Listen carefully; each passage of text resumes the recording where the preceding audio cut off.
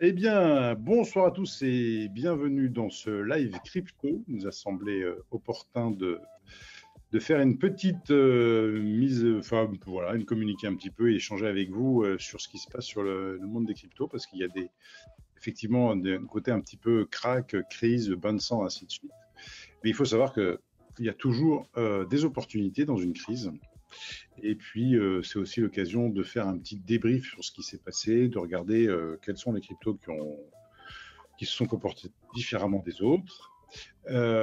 Et donc, ça sera l'occasion de répondre à quelques questions. D'ailleurs, je vois qu'il y en a déjà qui sont posées. Et c'est est-ce que quelque chose je Pierre, moi?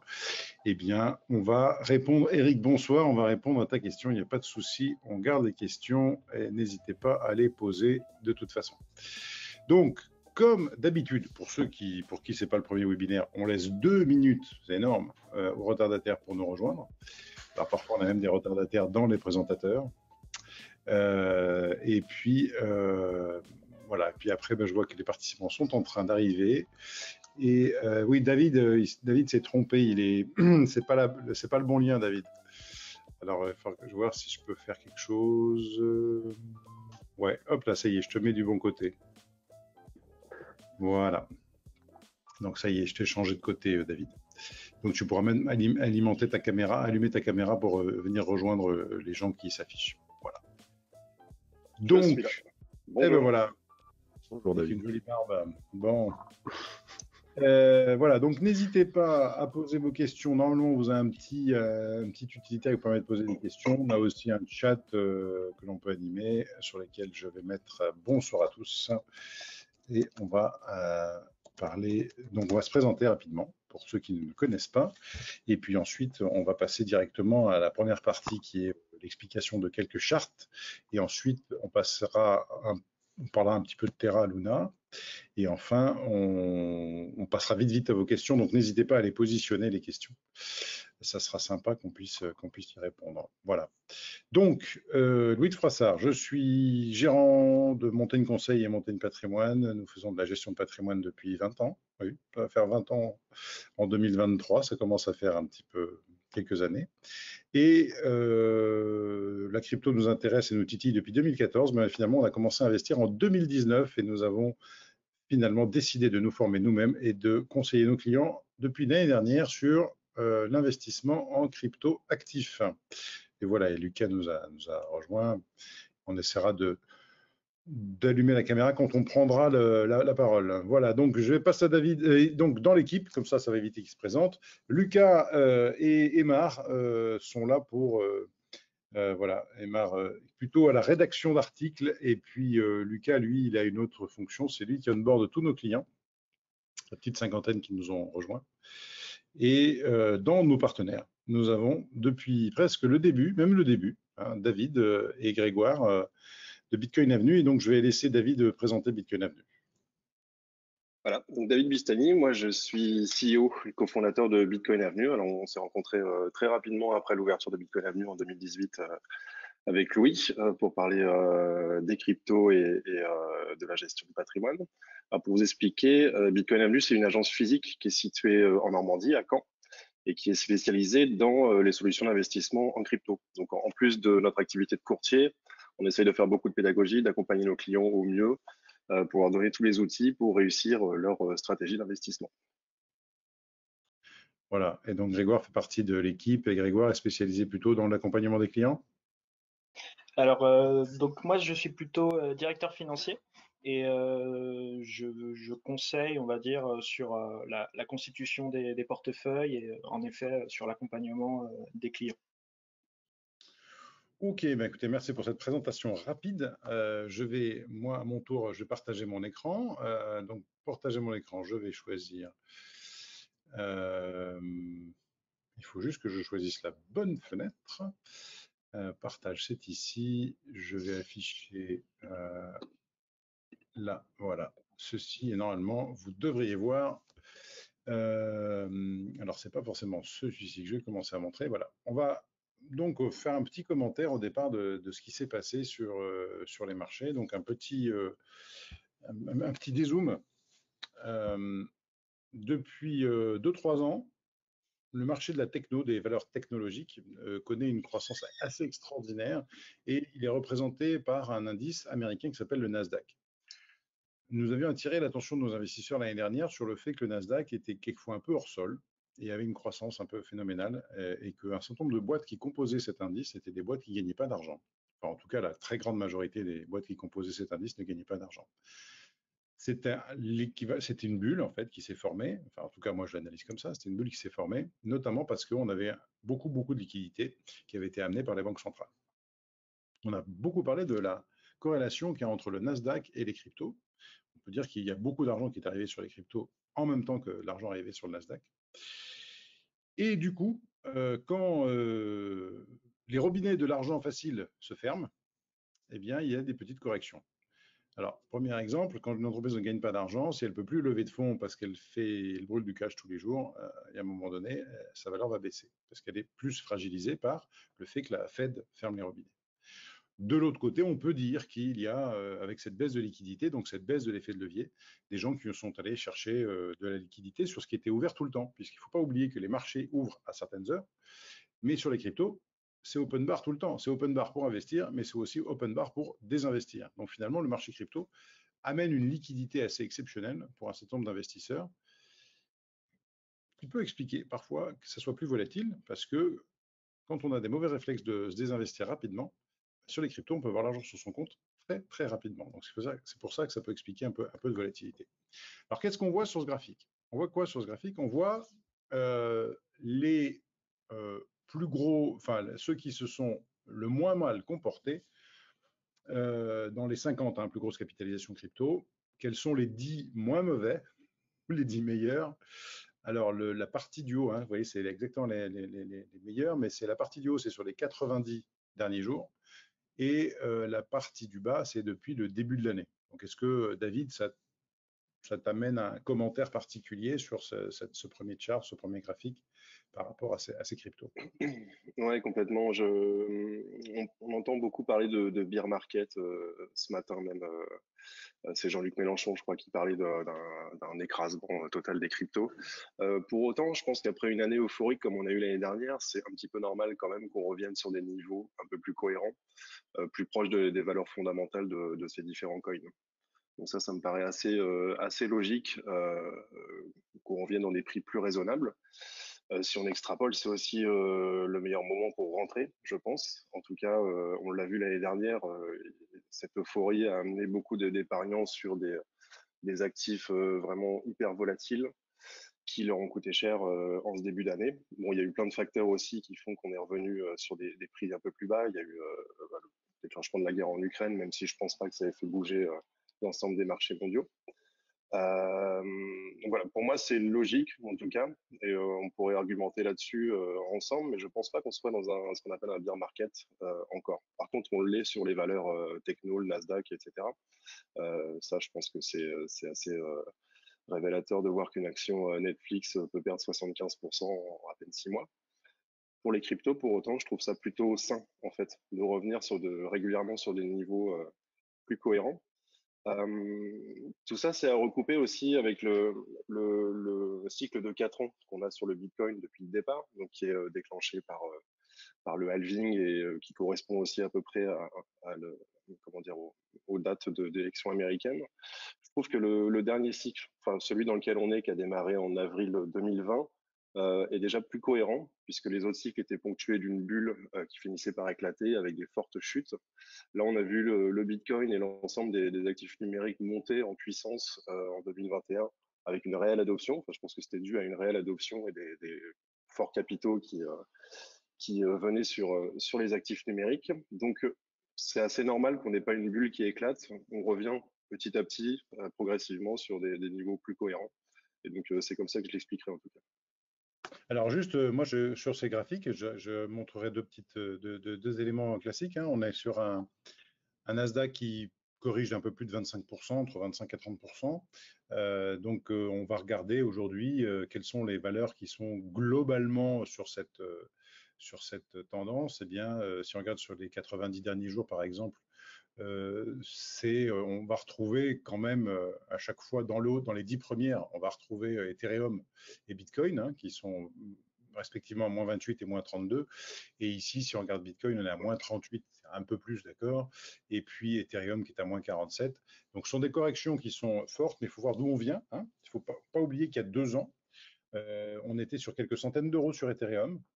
Donc aujourd'hui, dire que c'est un écrasement total quand on vient de 200 euros, qu'on monte à 3000 et quelques et qu'on revient à 1800, c'est pas forcément un écrasement total, mais c'est sûr qu'il y a un changement. Il y a peut-être une saignée, hein. Enfin, c'est une saignée dans le sens de la médecine d'avant. On soigne des excès, il y a des excès de valorisation.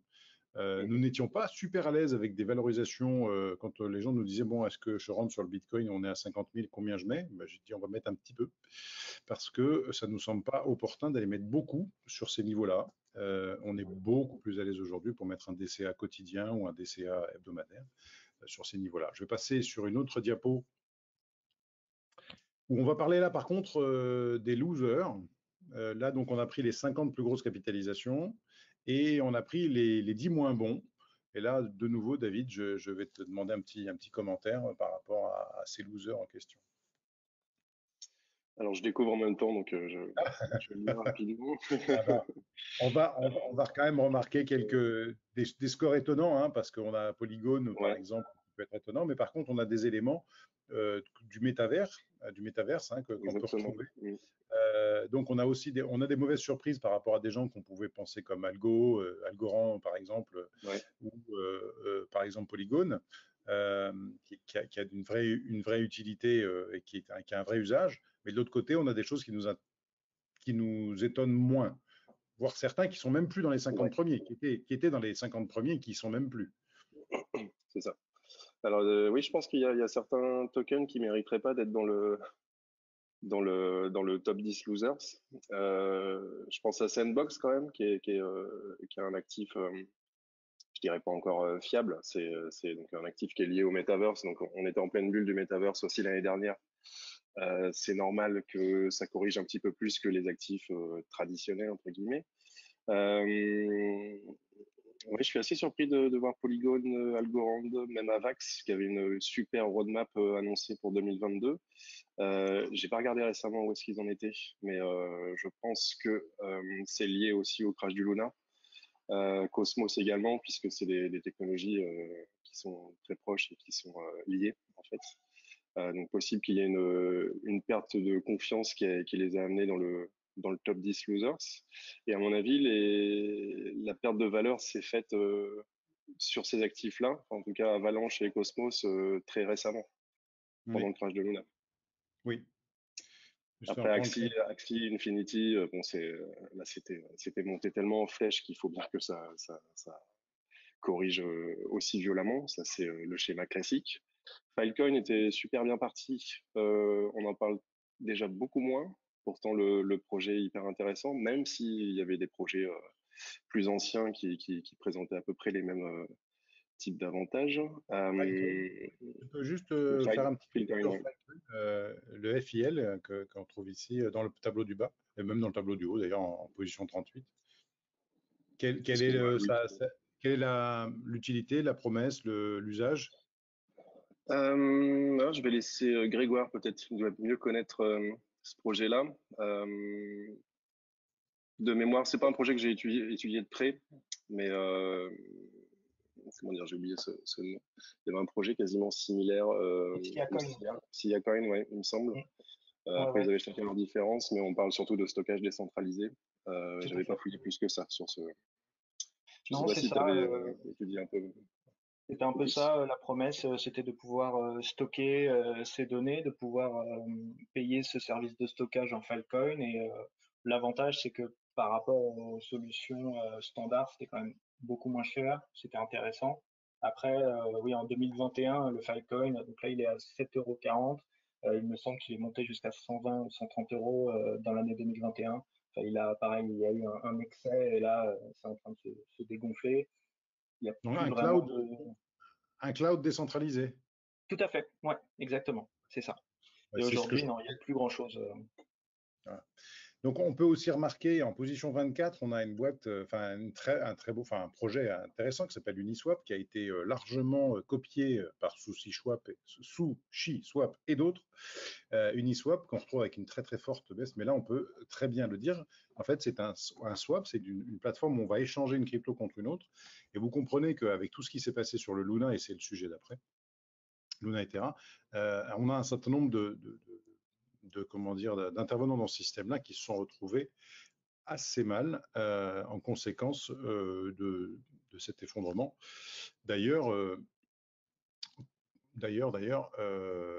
va revenir sur une dernière diapo avant de parler de Luna et de Terra. N'hésitez pas pour vos questions toujours.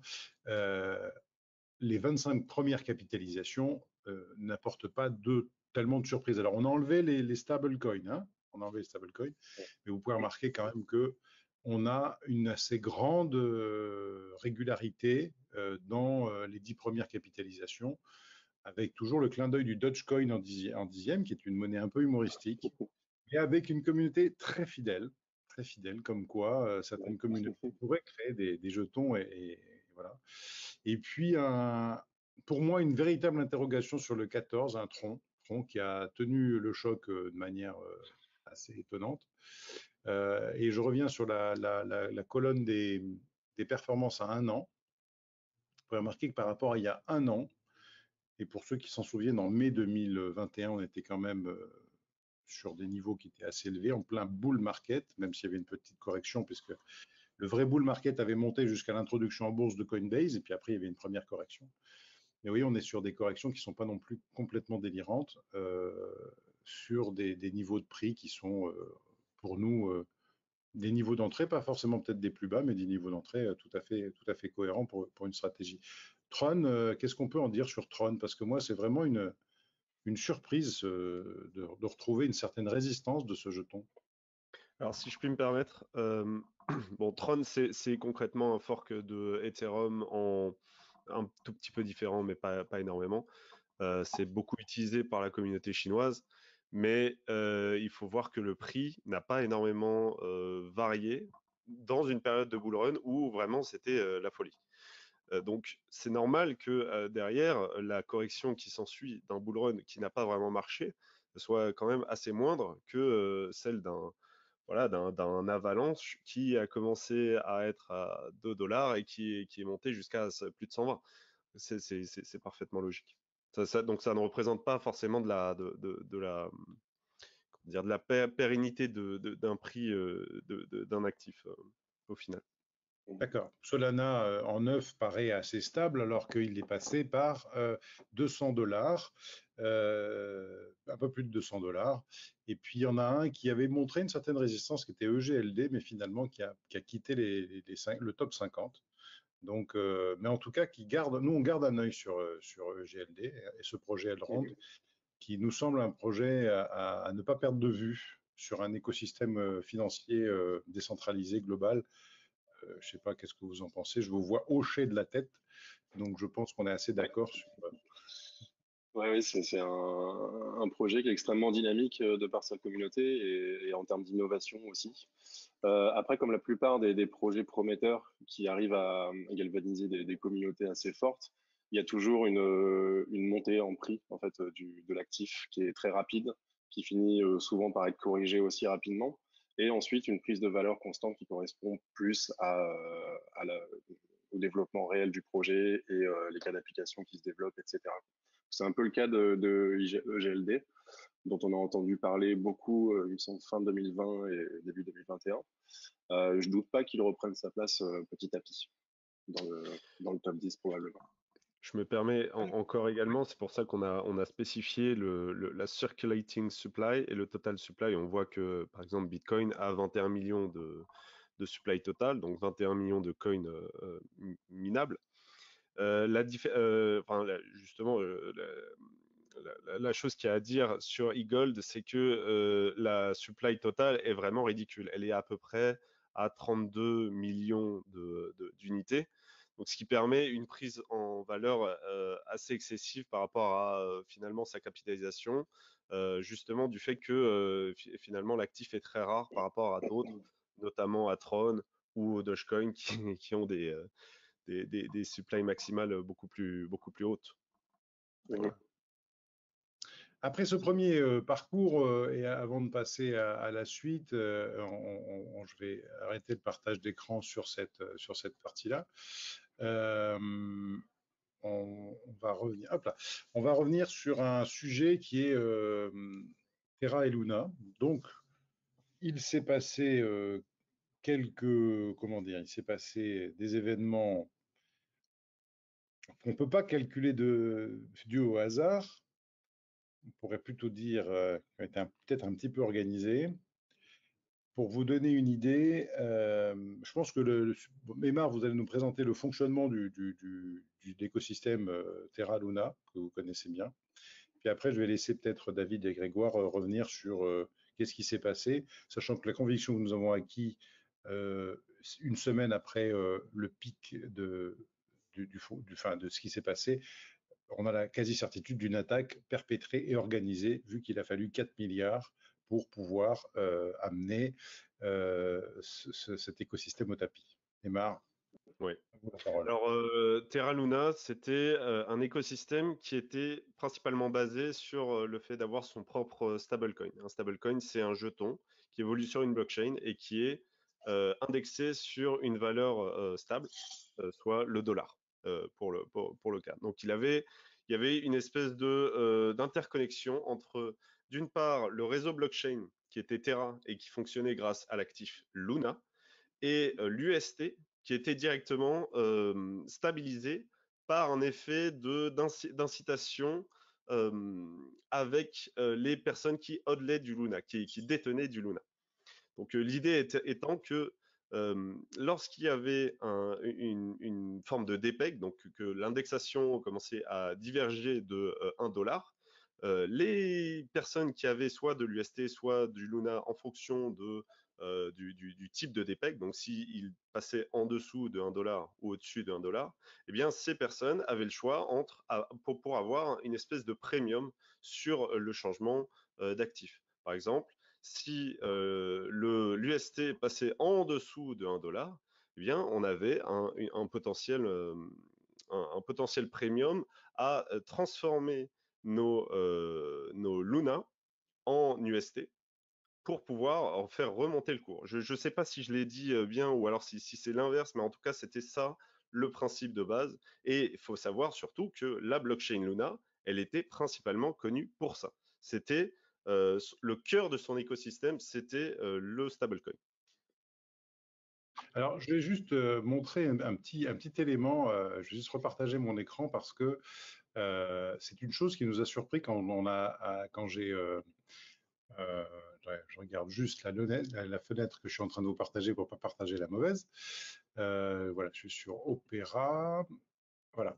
Quand on a fait l'article sur mettez votre trésorerie d'entreprise dans de la crypto, et notamment on pensait pour ça mettre dans le Bitcoin, on a fait une photo, un screenshot des 10 premières entreprises qui possédaient des Bitcoins. Et à notre plus grande surprise, on a vu apparaître quelqu'un qui n'était pas là 4 mois auparavant, qui était la fondation Luna, qui avait acquis plein de bitcoins. Et ça avait beau être ce qu'on appelle un stablecoin algorithmique, il y a des articles sur le blog de Montaigne, vous pourrez comprendre. Hein. On a fait un article très détaillé sur le blog de Montaigne Patrimoine pour comprendre ça. Mais on a vu que tout n'allait pas, ils n'allaient pas simplement garantir leur légalité, enfin le stablecoin, donc l'égalité entre leur token et $1 par leur propre écosystème, qu'ils allaient aussi le backer en partie sur du Bitcoin.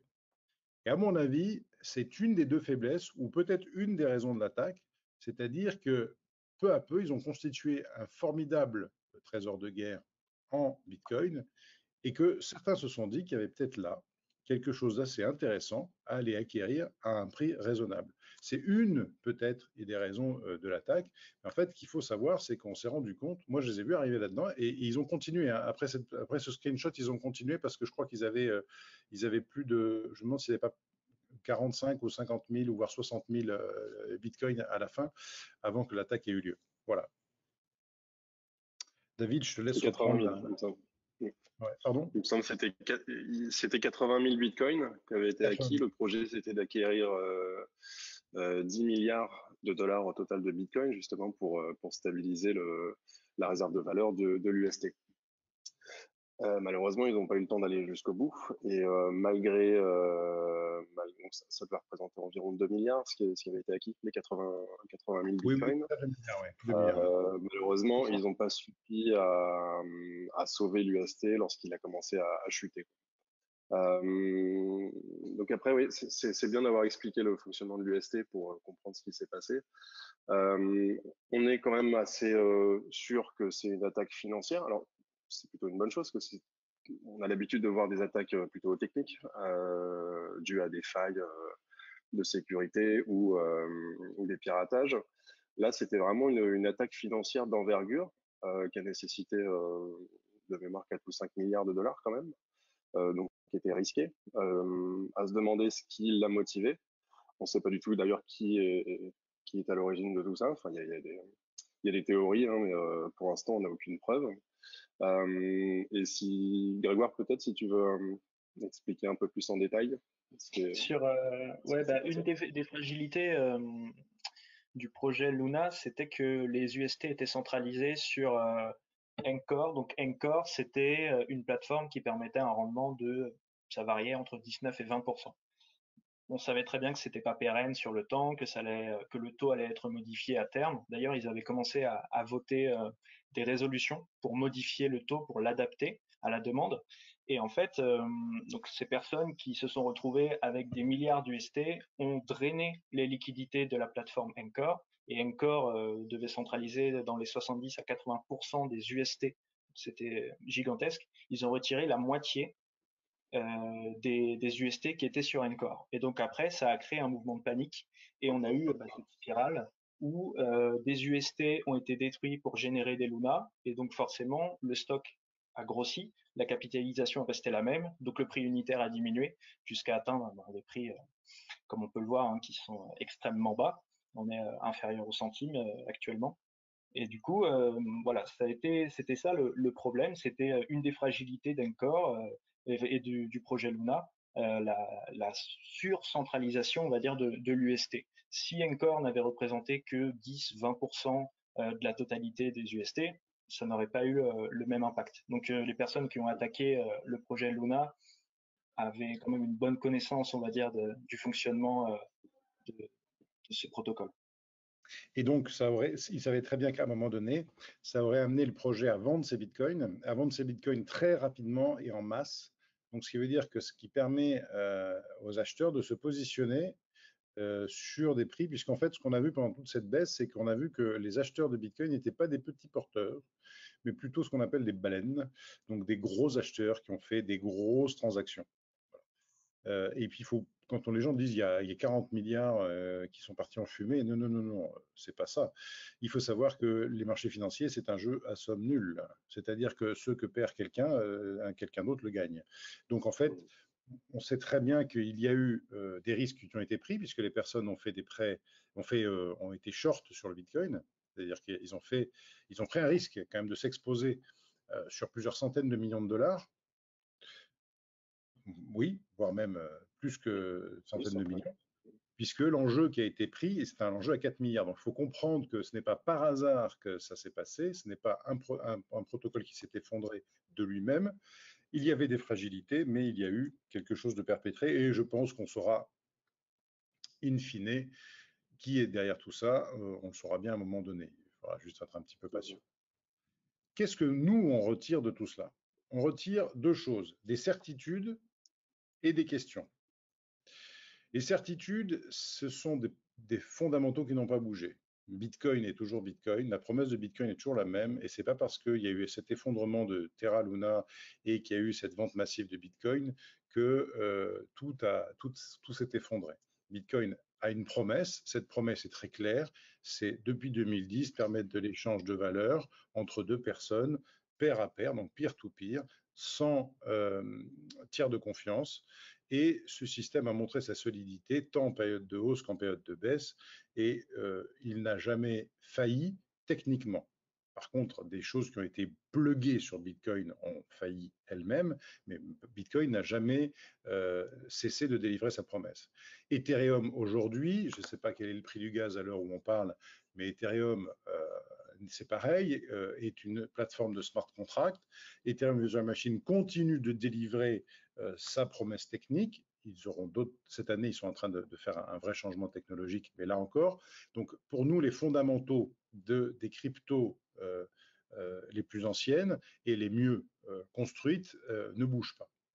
Par contre, on va aussi voir que des protocoles montés un peu rapidement peuvent ne pas être à l'abri d'une attaque, et d'une attaque qui nécessite des fonds énormes. Donc ça, c'est un élément qu'il faut prendre en compte.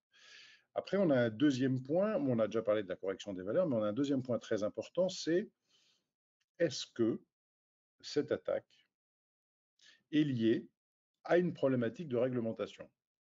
Et là, on est sur quelque chose de plus instable, c'est-à-dire, vous avez vu, ou si vous ne l'avez pas vu, on vous le dit, que depuis quelques mois, le régulateur tape du poing sur la table en disant la vraie monnaie, la seule monnaie, c'est la monnaie des banques centrales. D'accord, elle n'est pas très moderne, donc on va essayer de moderniser avec une monnaie digitale, et les Chinois ont été les premiers à franchir le pas. Quel est le concurrent de la monnaie digitale de banque centrale? Le stablecoin. C'est le concurrent et efficient. Pourquoi? Parce qu'on sait très bien qu'un État a des lourdeurs, a des besoins de sécurité, ainsi de suite, et un fonctionnement un peu lourd, et qu'un stablecoin sera toujours un concurrent, l'État le trouvera déloyal d'ailleurs, d'une monnaie digitale de banque centrale. Donc la question auquel on n'a pas encore répondu, et Olivier, je réponds indirectement à votre question de tout à l'heure, est-ce que les stablecoins ne vont pas faire l'objet les uns après les autres d'une attaque? Et à ce moment-là, on saura que c'est véritablement politique et non pas que économique. Je passe la main à mes collègues intervenants pour développer là-dessus. Je tenais juste auparavant à faire un petit point aussi sur Luna pour montrer un peu ça. Vous m'entendez bien? Oui. Oui, oui. Pour montrer un peu aussi que ça a vraiment bousculé aussi le système qui est Cosmos, parce qu'en fait, lors de l'attaque, il y a eu un nombre de transactions qui ont été faites qui était assez élevé. Et en fait, il s'est avéré que le système donc, que Luna utilisait, donc, qui s'appelle Cosmos, donc du coup la blockchain en l'occurrence, n'a pas suivi. C'est-à-dire que pour faire une transaction, donc concrètement pour envoyer moi 10 UST à David, et ben en fait, ça mettait 1 heure. Donc lorsque vous avez un asset, donc l'UST, qui dépègue, qui de base doit être $1 et qui descend à 0,90 en moins de 30 minutes, donc qui perd 10% de sa valeur, vous comprenez bien qu'attendre 1 heure pour envoyer de l'argent à quelqu'un, c'est extrêmement compliqué. Et c'est aussi pour ça que Cosmos a pris entre guillemets un petit peu cher et que sa valorisation a descendu drastiquement. Parce qu'en fait, on s'est rendu compte que dans le cas où il y a une panique ou même qu'un jour l'écosystème et notamment la blockchain et les crypto-monnaies deviennent vraiment utilisées par la globalité des habitants, la totalité des habitants, c'est-à-dire 6 milliards de personnes, ben en fait, la blockchain aujourd'hui, en tout cas, la blockchain Cosmos n'est pas capable d'effectuer des transactions assez rapidement lorsque elle est en fait stimulée. Voilà. On peut continuer du coup sur les CBDC, mais c'était juste une parenthèse importante à faire comprendre aussi à toutes les personnes qui nous regardent. Juste pour rebondir sur ce que tu viens de dire, j'imagine que l'algorithme aussi qui soutenait en tout cas l'UST a pas pu réagir suffisamment rapidement vu que les transactions mettaient près d'1 heure à passer. Je crois qu'on a perdu Lucas. Non, oui. Non, mais j'arrive ma caméra du coup quand j'interviens pas parce que j'ai pas une très bonne connexion. Mais exactement, oui. C'est-à-dire que sur Encore et même sur les protocoles, en fait, faire un échange, c'est-à-dire entre nous deux, ça mettait à peu près 15 minutes. Par contre, le fait de sortir l'argent d'un protocole, Encore par exemple, ou même d'autres protocoles un peu plus compliqués, ça mettait quasiment 1 heure, voire même parfois, en fait, on pouvait même pas sortir l'argent parce qu'il y avait tellement de demandes sur le protocole que il n'arrivait plus en fait à gérer ça. C'est un vrai problème de scalabilité qu'on a sur beaucoup de blockchains et bon, ça fera l'objet peut-être d'un autre débat parce que c'est peut-être pas forcément celui du jour, mais effectivement là où Lightning apporte une réponse sur Bitcoin assez intéressante, on sait que d'autres qui ont voulu montrer qu'ils étaient capables d'aller très vite et très rapidement, comme Solana, ont déjà été plusieurs fois mis en échec sur la capacité à traiter plusieurs milliers d'opérations par seconde. Et revenons juste sur la question des monnaies digitales de banque centrale et des conséquences de l'attaque de Luna par rapport à cette problématique économico-politique. De toute manière, l'ensemble des stablecoins était déjà dans le collimateur des régulateurs, alors surtout en Europe, avec le projet de réglementation MiCA. Les seuls qui échappaient, c'était justement les stablecoins algorithmiques. Alors, est-ce que c'est un hasard? Je ne sais pas. Ils n'ont jamais eu besoin, enfin, la Commission européenne n'a jamais eu besoin d'orchestrer ce type de scénario pour attaquer les stablecoins. C'est sûr qu'évidemment, il y a une sacrée concurrence qui se ressent, parce que les premières versions de MiCA étaient quand même assez dures. Enfin, on parlait d'assujettir, enfin de considérer en fait l'ensemble des stablecoins, qu'ils soient décentralisés ou non, comme des monnaies électroniques. Donc, ce qui impliquait un agrément d'émetteurs de monnaie électronique pour chaque exchange qui voudrait toucher au stablecoin. Je sais qu'aux États-Unis, ils sont quand même beaucoup plus ouverts. Ils ont une position qui est moins virulente face à ça. Est-ce qu'il y a un rapport de cause à effet? Je ne sais pas. Par contre, ce qui est sûr, c'est que c'est une aubaine pour le régulateur en Europe pour inclure, j'imagine, les stablecoins algorithmiques dans le règlement MiCA. Donc ça, c'est peut-être assez inquiétant. Voilà, pour l'instant, on n'en sait pas plus, malheureusement. Donc le hasard fait bien les choses. Voilà. Oui. Donc en fait, voilà. Donc il faut juste, pour bien reprendre des enjeux simples, à quoi servent les stablecoins? Normalement, quand on regarde comment fonctionnent les stablecoins existants, donc les stablecoins, je vous rappelle, c'est un jeton dont la promesse est de représenter $1, €1, un franc suisse, un sterling ou un gramme d'or ou une once d'or. Sa promesse est de toujours être à un niveau de 1 pour 1, ce qu'on appelle le PEG. Et donc, dès qu'on est au-dessus ou en dessous, on est ce qu'on appelle des PEG, et donc il faut avoir un système qui permet de faire ça. Alors, ceux qui sont algorithmiques fonctionnent avec un algorithme, mais ceux qui sont assis sur des réserves, qui sont backés par des réserves, eh bien, ils sont assis sur des réserves prouvées et régulées, comme l'USDC ou le BUSD, ou alors sur des réserves presque prouvées, comme l'USDT, qui est le plus gros. Quand on dit presque prouvé, ça veut dire, est-ce qu'on accorde la même confiance à un cabinet d'expertise qui est au Caïman et un cabinet d'expertise qui se situe aux États-Unis ou en France, en Europe ou en Allemagne? Wirecard en Allemagne nous a montré qu'on ne pouvait pas faire confiance à des experts allemands, pourtant dans des grands cabinets d'expertise comptable. Et je ne vais pas vous parler d'Arthur Andersen, mais c'est pareil. Donc voilà, il y a toujours, quand dans les investissements, la première chose c'est que l'on fait, c'est que on fait sa propre recherche, on s'appuie sur des professionnels qui ne sont jamais absolument sûrs d'eux. Ça, je pense que c'est un point important. Nous, on n'est pas des maximalistes, hein. On pense qu'il y a des choses qui sont intéressantes et des opportunités, mais on sait très bien qu'il y a des risques non négligeables. Et si on reprend la conclusion de ce petit passage, c'est si on doit faire une stratégie sur des stablecoins aujourd'hui, n'oublions pas le risque politique ou le risque d'attaque, puisque en fonction du stablecoin, ça peut être différent, le risque. Et deuxièmement, si jamais on fait une stratégie de revenus sur des stablecoins, la première des choses à faire, c'est de ne pas le faire sur un seul. Et deuxièmement, de ne pas le faire sur un seul protocole. Voilà. Et enfin, ne pas oublier que le stablecoin, c'est un moyen d'échange. Et là où Luna a vraiment quitté son moyen d'échange, c'est quand on regarde les volumes quotidiens qu'il y avait sur Luna et les volumes quotidiens qu'il y avait sur l'USDT, par exemple. On voit que l'USDT fonctionnait énormément comme monnaie d'échange, alors que peu à peu, l'UST était stocké.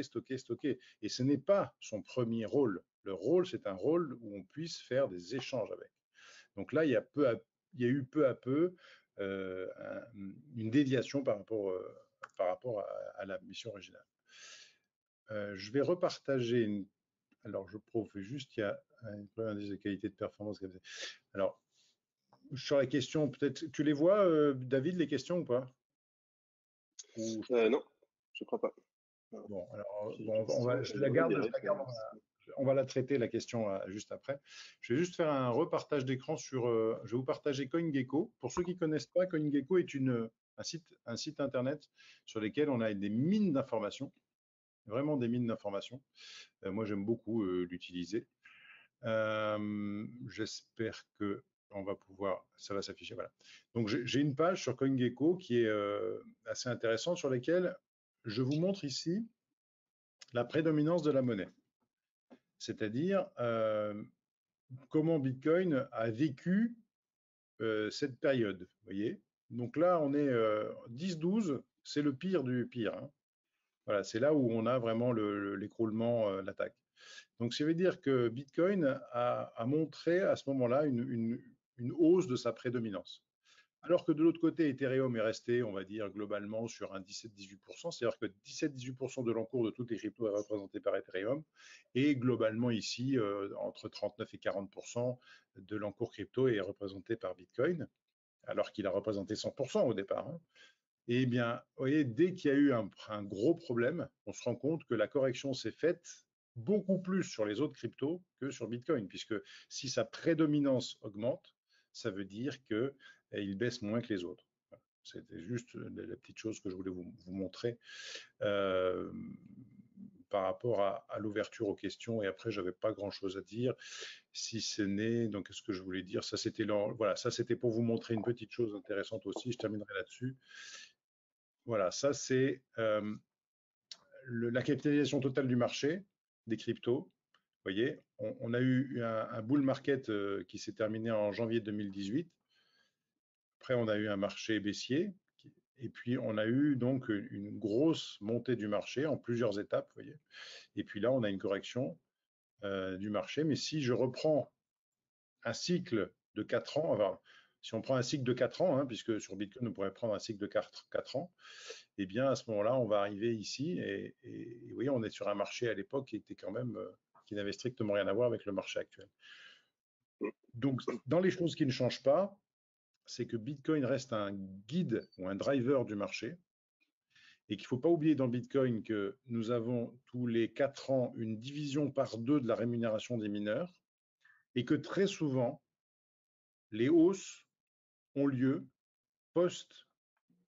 après le halving et qu'en ce moment, on est vraiment entre deux halvings. C'est-à-dire on est mai 2020, c'était le dernier, mai 2024, c'est le prochain, a priori, hein, c'est tous les 10 000 blocs. Donc mai 2022, on est vraiment au milieu et on a toujours été habitué à avoir une correction de marché à ce moment-là. Donc ça, c'est des grandes tendances à mettre au milieu des petites tendances. Emar. Oui, j'aimerais rajouter quelque chose, c'est qu'on dit souvent que Bitcoin, c'est pas une réserve de valeur parce qu'il est volatile, parce que faut savoir que le Bitcoin, il a un potentiel pour devenir une réserve de valeur. Pour l'instant, il n'en est pas forcément, mais il a le potentiel par rapport à la tokenomics, par rapport à toutes les règles qui l'entourent. Mais par contre, quand on observe le marché des crypto-monnaies en général, eh bien, force est de constater que Bitcoin est une réserve de valeur pour le marché des cryptos dans son ensemble.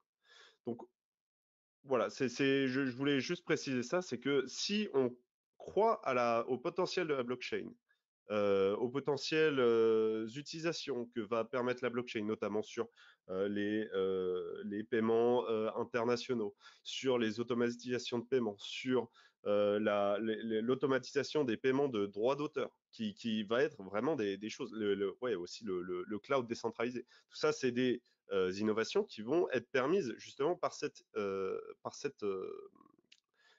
technologie. Bitcoin, c'est au cœur de tout ça. Donc là où il y aura plein de personnes qui vont vous dire que Bitcoin, regardez, il a flanché. Regardez, Jean-Luc Mélenchon, rien que ce matin, il a flanché, il va à zéro, etc. Historiquement, c'est faux. Et Bitcoin est au cœur de tout cet écosystème-là. C'est ça qu'il faut bien avoir à l'esprit quand on investit là-dedans. Je serais même plus optimiste quand même pour dire qu'il y a de plus en plus de signaux qui nous montrent que Bitcoin commence à devenir une réserve de valeur globale. et surtout depuis 2 ans. On voit bien ça. Je pense que c'est en partie pour ça qu'il est de plus en plus corrélé aux événements géopolitiques, aux mouvements des marchés traditionnels. Ça reste une valeur spéculative et utilisée comme telle, donc avec toute la volatilité qui l'accompagne. Mais on commence vraiment à avoir des signes de vraies réserves de valeur, y compris quand les marchés vacillent, tombent, bougent violemment. On a quand même des fuites de capitaux vers le Bitcoin, vers le reste des cryptos aussi, mais surtout le Bitcoin, qui sont assez révélatrices, je trouve. Et son utilisation aussi dans les pays en crise montre que les populations qui ont une monnaie défaillante préfèrent aller sur cet actif qui a de la volatilité, mais préfèrent aller sur cet actif que de garder une monnaie qui perd de la valeur, qui perd du pouvoir d'achat de jour en jour. Donc il est de plus en plus adopté aussi pour cette utilisation. D'ailleurs, c'est assez intéressant quand on fait un zoom sur 2022 et que l'on fait un zoom sur le déclenchement de la guerre. C'est-à-dire qu'en fait, dans le déclenchement de la guerre, on est ici. Hein. Bon, on est 21 de mémoire. Hein. Ouais. 20, 21, voilà. Le 24, il me semble. 24, le déclenchement de la guerre. Donc voilà, les marchés sont en train de corriger un petit peu. Bitcoin corrige un peu de ses plus hauts. Et vous voyez ce qui se passe, alors que les marchés financiers, eux, sont en train de corriger, ben Bitcoin commence à avoir une période de hausse. Et en fait, on se rend compte que Bitcoin n'ayant pas d'opinion politique, il va servir deux types de personnes dans l'Est de l'Europe, tant les Ukrainiens que les Russes.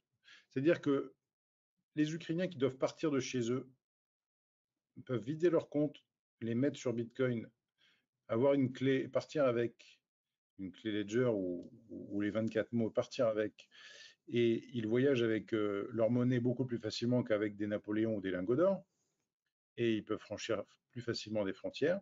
Et de l'autre côté, les Russes, le petit peuple, hein, pas les oligarques, parce que ça se verrait trop, on sait comment ils blanchissent leur argent avec l'immobilier. Et donc, le Russe moyen se dit, le rouble, enfin, le jeune Russe dit, le rouble va souffrir, donc je vais mettre une partie, comme les Turcs ou les Libanais, de mon épargne en Bitcoin. Et donc, on se rend compte que comme le Bitcoin ne choisit pas le genre de ces personnes, la couleur de peau, la religion ou les opinions politiques, eh bien, ça aura servi les deux camps. D'après les Américains, le camp du bien et le camp du mal. Mais en tout cas, on peut reconnaître que c'est un outil qui a été utilisé par beaucoup de monde à ce moment-là. On a vu beaucoup de petites transactions qui se sont faites à ce moment-là.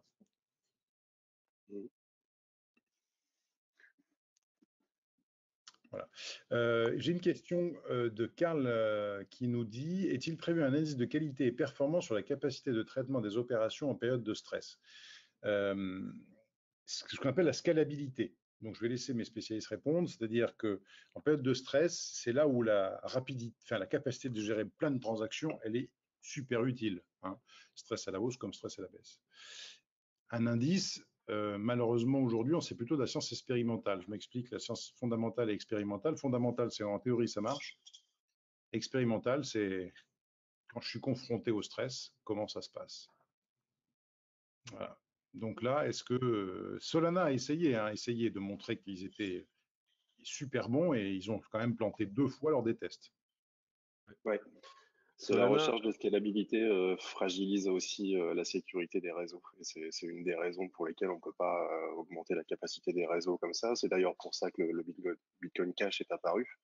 C'était suite à un débat qui avait pour but d'augmenter la taille des blocs de la blockchain Bitcoin et donc de traiter plus de transactions par seconde parce qu'elle est considérée comme lente. La preuve en est, c'est que ça a fragilisé le réseau et que malgré sa lenteur, Bitcoin reste une des blockchains les plus solides aujourd'hui. Peu scalable, mais très solide. Et là, on a bien vu avec Solana qui propose des solutions alternatives. On n'est pas sur de la réussite totale. Et on en parlait tout à l'heure avec Cosmos. Voilà, il y a encore une recherche de scalabilité, une amélioration qui doit se faire. Et c'est d'ailleurs pour ça que la plupart qu'il y a beaucoup de projets de blockchain depuis l'apparition du Bitcoin. Hein. C'est souvent motivé pour accélérer les transactions tout en les sécurisant et améliorer la scalabilité des blockchains. Excuse-moi, Emma, je t'ai coupé la parole. Alors, j'allais préciser que Solana, il y a pas vraiment la même volonté que des Bitcoin ou des Ethereum à être totalement décentralisés. L'idée, c'est plus de permettre ironiquement, un service 24 heures sur 24. Et effectivement, Solana, il y a un avantage, c'est que les frais de transaction sont fixes. Ça veut dire, ils sont vraiment ridicules. Donc ça veut dire qu'ils sont très en proie au spamming, aux bots et toutes sortes de menaces qu'un réseau type Ethereum ne serait pas menacé, puisque les frais de transaction sont tellement énormes que ce serait pas rentable pour l'attaquant. Donc ça, c'est un premier point. Et Solana aussi se base sur, disons, une certaine évolution du hardware, de la capacité du hardware à être scalable. Donc le pari de ce réseau, c'est plutôt de se dire, dans le futur, à l'avenir, on aura un hardware qui sera bien plus puissant qu'aujourd'hui. Et donc notre réseau aujourd'hui, qui n'est pas forcément au mieux de sa forme, à l'avenir pourra fonctionner grâce à ce hardware. C'est un pari qui est fait, et voilà, pas sûr que ça marche. Bon, on verra. Ils ont beaucoup de fonds, hein, qui sont là pour les backer, donc c'est aussi un avantage. Donc, en résumé, parce qu'on va approcher de l'heure et qu'à l'heure, on fait toujours un résumé, et puis ceux qui veulent partir à l'apéro, y partent. En résumé, ce que l'on peut dire, c'est qu'il y a des fondamentaux qui ne bougent pas. Et pour répondre à Eric, aujourd'hui, on n'avait jamais déjà mis en avant des portefeuilles trop diversifiés, mais avec les quelques interrogations qu'on peut avoir suite à cette attaque, c'est qu'on aurait tendance à recentrer un petit peu les investissements sur pour les moins aventureux, ou en tout cas pour les plus raisonnables, sur Bitcoin et Ethereum. Pourquoi? Parce que les fondamentaux, comme je vous l'ai dit, n'ont pas bougé tant sur Bitcoin que sur Ethereum. Donc, ça nous semble vraiment, on insiste, hein, le moment, si vous ne l'avez pas encore fait, de faire ce qu'on appelle du DCA, de l'investissement soit quotidien ou hebdomadaire, sur Bitcoin et Ethereum. Voilà. Ça, une fois qu'on a dit ça, il y a le reste. Nous, on va mettre un petit peu en pause les revenus sur les stablecoins, parce que cette attaque nous fait rendre un petit peu plus prudent pour savoir si elle est politique ou pas. Parce que si elle est politique, ça veut dire que d'autres stablecoins vont être attaqués. C'est pas la peine de prendre des risques inconsidérés dessus. Par contre, ce qu'on va faire, c'est que sur d'autres jetons, comme Tezos ou d'autres, on va pouvoir, et même Ethereum, on va pouvoir mettre en place des stratégies de revenus. Ça ne sert à rien de garder une crypto sans qu'elle fasse de revenus, alors qu'elle est capable d'en faire. Alors, comment on calcule un revenu, et surtout, qu'est-ce que doit rapporter une crypto? Aujourd'hui, quand on voit quand on met ces crypto-monnaies, quand on les empile pour qu'elles puissent valider, on les délègue pour qu'elles valident des transactions, si ça fait 25% de rendement, c'est qu'il y a un souci. Parce que une blockchain ne rémunère pas 25% le fait d'aller valider des transactions. Donc en fait, on doit plutôt être sur des rendements, on va dire entre 5, 6, 7%, uniquement pour la partie validation. Après, on a les pools de liquidité. Les pools de liquidité nous amènent à d'autres problématiques. Quand on est sur des jetons stables, les deux jetons ne varient pas l'un par rapport à l'autre, il n'y a pas de souci. Par contre, si je mets un Bitcoin et un Tezos, eh bien, je suis affecté par la variation de prix qui peut être différente entre l'un et l'autre. Ça s'appelle l'impermanent loss. Pour l'instant, ce n'est pas trop le sujet. C'est les plus aventureux d'entre vous, ou nous-mêmes, hein. Moi, je suis sur une pool de liquidité là-dessus, mais c'est des choses que l'on peut mettre en place au fur et à mesure. On n'oublie pas que, comme c'est un marché volatile, on prend du temps. C'est-à-dire qu'on ne va pas investir pour 3 mois ou pour 6 mois ou pour 9 mois. Notre objectif, nous vous l'avons dit depuis un an, c'est un objectif à 3-5 ans. En tout cas, c'est un an après le prochain halving. On vous dit que le halving est un driver du marché. Donc nous, notre objectif, il se situera de toute façon au minimum un an après le prochain halving. Voilà pour les fondamentaux, et voilà ce que je voulais dire. Donc, vous aurez eu l'essentiel. Vous pouvez aller à l'apéro pour ceux qui veulent y aller, et ceux qui veulent poser des questions, allez-y. On sera très friand des questions à poser, même si moi-même je vous quitterai dans un quart d'heure. David, tu veux peut-être rajouter quelque chose? Non, je suis assez d'accord avec ce que tu viens de dire. Nous aussi, l'histoire de Luna, ça nous a confortés dans l'idée que nos méthodes, en fait, sont sécurisées. Enfin, on en a discuté ensemble plusieurs fois. On a des méthodes assez similaires. C'est vrai que nous, on a tendance on a des clients qui vraiment viennent placer du patrimoine. On a aussi des clients qui viennent ici comme au casino. Mais on renvoie systématiquement sur répartition de portefeuille à quasiment 80% de Bitcoin et Ethereum. Sur les 20%, on essaye de se diversifier parce qu'il y a aussi plein de projets hyper intéressants sur lesquels on peut se positionner, déjà pour les soutenir et aussi pour dynamiser son portefeuille. Le Luna en faisait partie. C'est un des projets qui nous avait vraiment séduit par le nombre d'innovations financières et l'intelligence qu'il y avait dans les protocoles créés. Il était un peu victime de son succès. Alors, est-ce que c'est de leur faute ou pas? Ça, c'est un autre débat.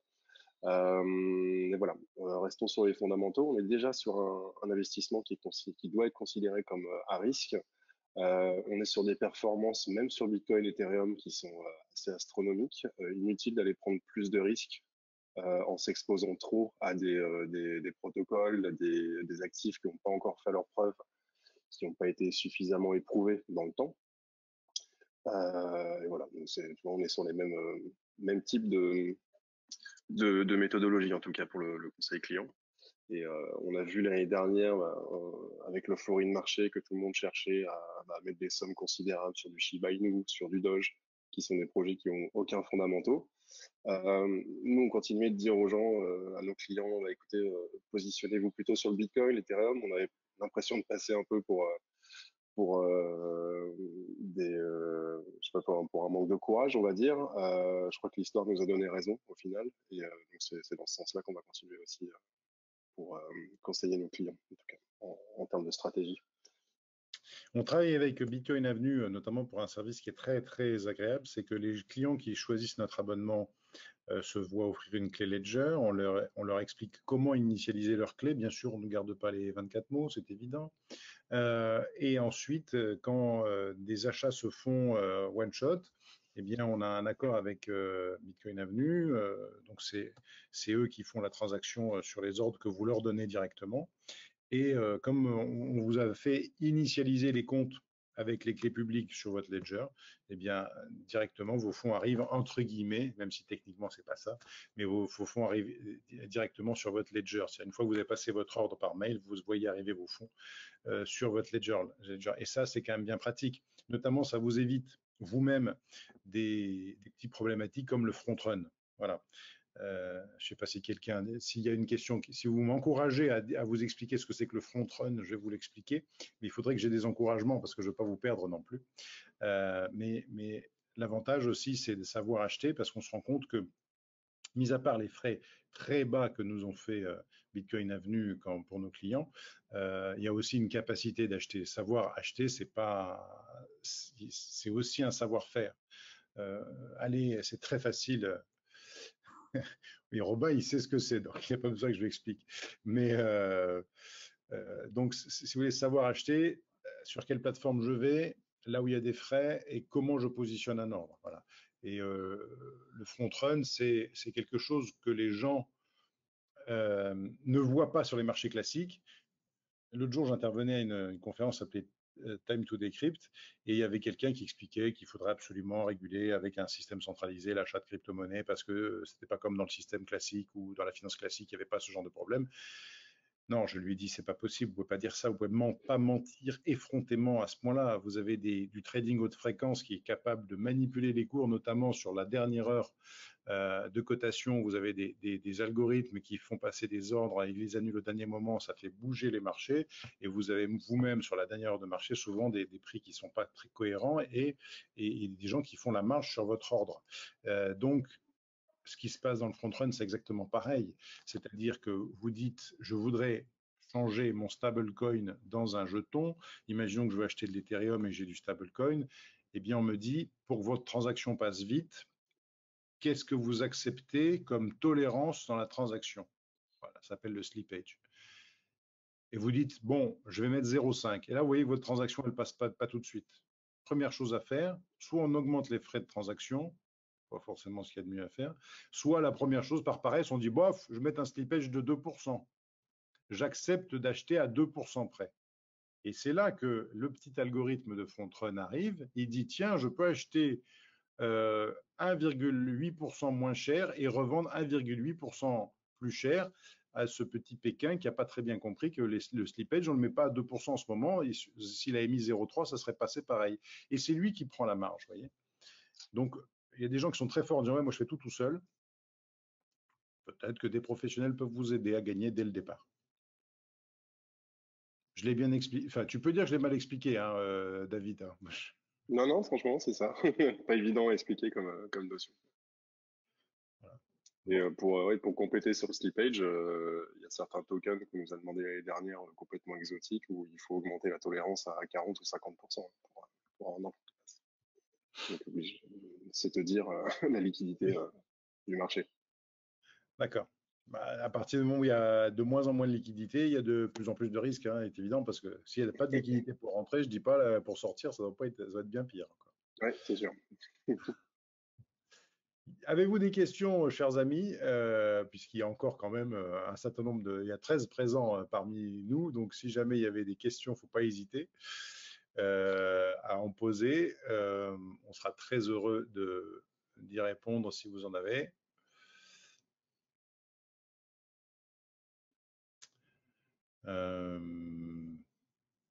Voilà, enfin bon, il ne faut pas hésiter. Bon, bah, merci, merci et bonne soirée. Donc, il y en a qui partent à l'apéro, c'est tant mieux. Vous savez que de toute façon, si vous ne pouvez pas assister jusqu'au bout, on a toujours pour tous les inscrits accès au replay pendant 8 jours en exclusivité. Et puis après, c'est mis en ligne quand c'est possible.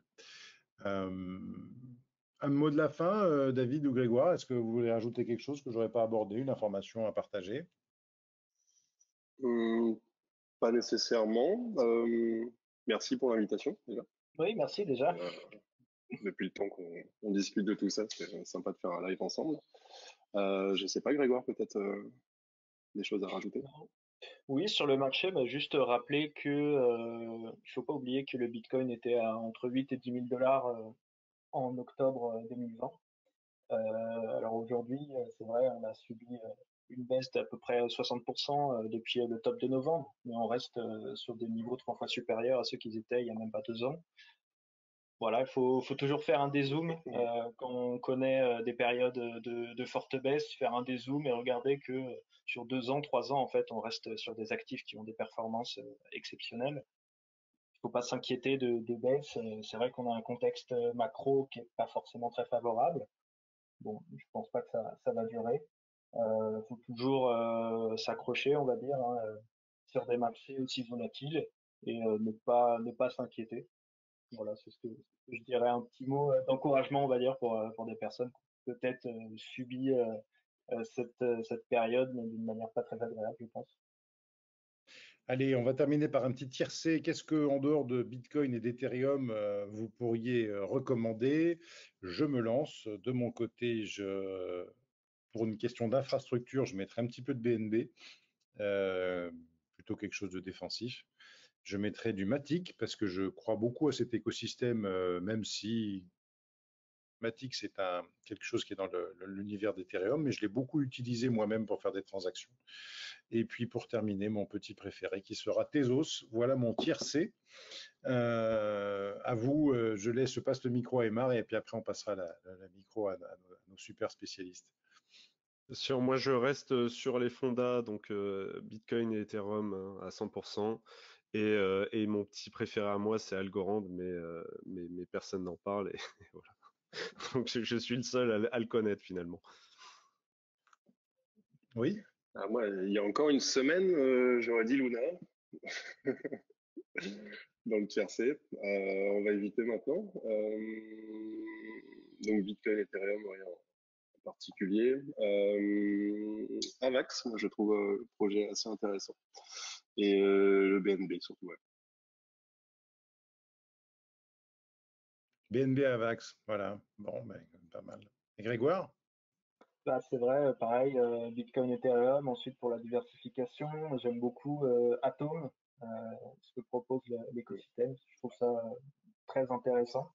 Atom, Avax, et pourquoi pas aller chercher du côté du métavers, puisque les tokens ont quand même subi une grosse pression baissière.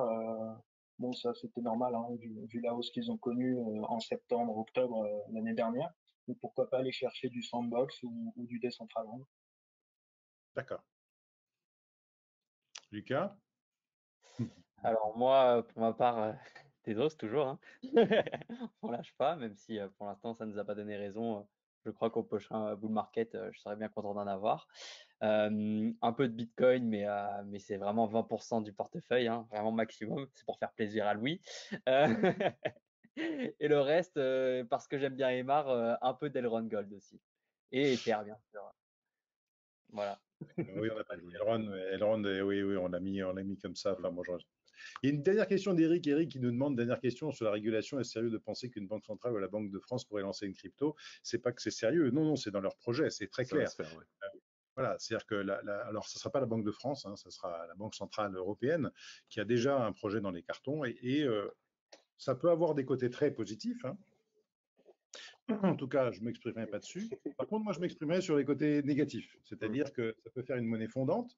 C'est-à-dire que le jour où tu as, Eric, une pension, tu touches ta pension de retraite et qu'on te dit que quand tu la touches le 5 juin, par exemple, elle vaut 100, voire même si tu dépenses ce jour-là, ça vaut 102%. C'est-à-dire que ce qu'on t'a versé comme pension vaut un peu plus même que ce qu'on t'a versé.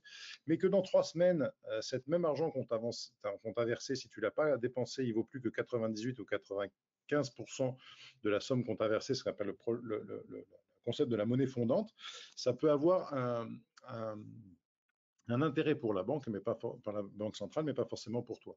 Et puis après, ça permet, nous, notre crainte, c'est une crainte de restriction des libertés, puisqu'on pourrait tracer des achats, on pourrait bien sûr encourager certains achats, on pourrait aussi en limiter, voire en interdire d'autres, puisque tout serait tracé, centralisé, géré, observé, archivé, et pourrait peut-être nous donner un crédit social, ce qui se passe en Chine. Donc, on n'est pas forcément pour. Et dans la détention ou l'acquisition de Bitcoin, il y a effectivement un côté économique, diversification du patrimoine, ainsi de suite, mais il y a aussi une dimension politique et philosophique, puisque Bitcoin a la capacité d'être une monnaie qui peut résister à cette pression parce qu'elle n'a pas d'équipe dirigeante à sa tête, mais une communauté. Incensurable. Incensurable. N'importe qui peut faire tourner un nœud Bitcoin si jamais tous les nœuds se font shutdown. Tout le monde peut runner un nœud. Tout le monde peut participer au réseau. Donc c'est ça qui fait vraiment la force de Bitcoin aussi, hein. Eric, juste une chose pour quand tu dis c'est déjà le cas avec les cartes bleues. Les cartes bleues, déjà, tu as un filtre, c'est l'opérateur de carte bleue Visa ou Mastercard, c'est un premier filtre. Et d'autre part, tu n'as pas la question de la monnaie fondante et tu n'as pas, aujourd'hui, le régulateur ne peut pas t'empêcher certains achats. Aujourd'hui, je vais pas le dire. Enfin, tu pourrais acheter des choses interdites en carte bleue. Bon, les gens le font pas, mais ils pourraient, hein, voilà. Il y a des clubs de lap dance, voire plus, qui acceptent le règlement par carte bleue, hein. Bon, si ils ont décidé que ça, c'était pas autorisé avec une monnaie digitale, je ne pourrais pas le faire, quoi. Voilà. C'est un peu la différence avec la carte bleue. Bon, Et messieurs. pour rebondir, aussi, le projet derrière, c'est la disparition du cash. Il y a aussi cette question-là derrière. Ouais, c'est la Pouvoir disparition. tout imposer à la source. J'attends toujours de savoir comment les SDF vont s'en sortir sur cette question. Oui. Messieurs, je vous remercie beaucoup d'avoir été présents ce soir. À tous ceux qui nous ont écoutés jusqu'au bout, je vous félicite. Je ne sais pas si on a toujours été hyper compréhensible. Nous, on se comprenait déjà entre nous, ce qui était pas mal déjà. Et Lucas peut même... non, je sais pas, Lucas est déjà parti. Oui, il avait vraiment envie d'aller. Non, il est là. Ah, il est là, il n'est pas allé à l'apéro. Ah, bon. Non, non, c'est pas l'apéro en plus, malheureusement. Si, avec ça, je serais parti depuis longtemps. Non, je rigole. Et, son chien qui s'appelle Bitcoin. Et donc, du coup, merci à tous. Et on vous souhaite une bonne soirée. On vous dit à très bientôt sur nos webinaires. La semaine prochaine, on parlera de l'or, comment acheter de l'or de manière différenciée, pas forcément l'acheter à la banque. Merci Grégoire, merci David, à très bientôt et au revoir à tous. Merci. Merci à tous. Au revoir. Bonne soirée. Au revoir.